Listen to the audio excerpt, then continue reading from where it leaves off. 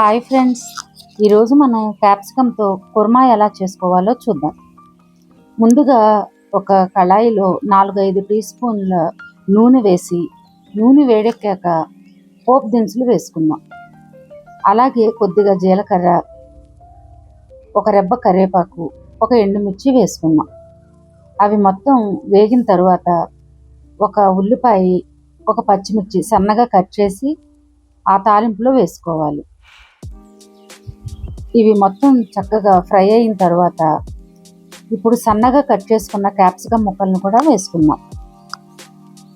ఇప్పుడు రుచికి సరిపడా సాల్ట్ వేసుకుని ఒక 5 నిమిషాలు మగ్గనిద్దాం. ఇందులో ఒక చిటికెడు పసుపు కూడా వేసుకుందాం. అలాగే ఒక టమాటాని సన్నగా కట్ చేసి వేసుకుందాం. రెండూ కలిసేలా తిప్పుకొని వీటిని ఒక 10 నిమిషాల వరకు మగ్గించుకుందాం. గ్రేవీ కోసం ఒక కప్పు గసగసాలని మెత్తగా పేస్ట్ చేసుకుని ఈ ముక్కలు ఇలా మెత్తగా నూనెలో మగ్గిన తర్వాత గసగసాల పేస్ట్ కూడా వేసుకుందాం. మొత్తం అడుగంటకుండా కలిసేలా ఒకసారి తిప్పుకుందాం.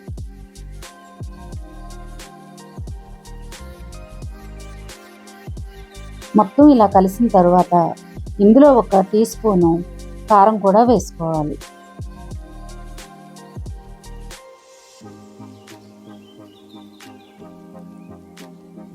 ఇప్పుడు ఈ కూర మొత్తం ఉడకటానికి సరిపడా ఒక గ్లాసు వాటర్ పోసుకుందాం.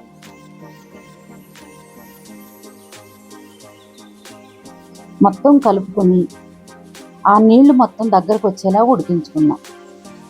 నీళ్లు సరిపడా పోసి ఉడికించుకుంటే క్యాప్సికం పచ్చివాసన రాకుండా ఉంటుంది. మొత్తం దగ్గరకు వచ్చిన తర్వాత ఒక 1/2 teaspoon garam masala powder కూడా వేసుకుందాం. కొత్తిమీర సన్నగా కట్ చేసి వేసుకోవాలి. మొత్తం ఒకసారి కలుపుకొని ఒక 5 మినిట్స్ ఉడికించుకుంటే క్యాప్సికం కుర్మా రెడీ. చపాతీల్లోకి చాలా టేస్టీగా ఉంటుంది. నచ్చితే లైక్ చేసి సబ్స్క్రైబ్ చేసుకోండి ఫ్రెండ్స్.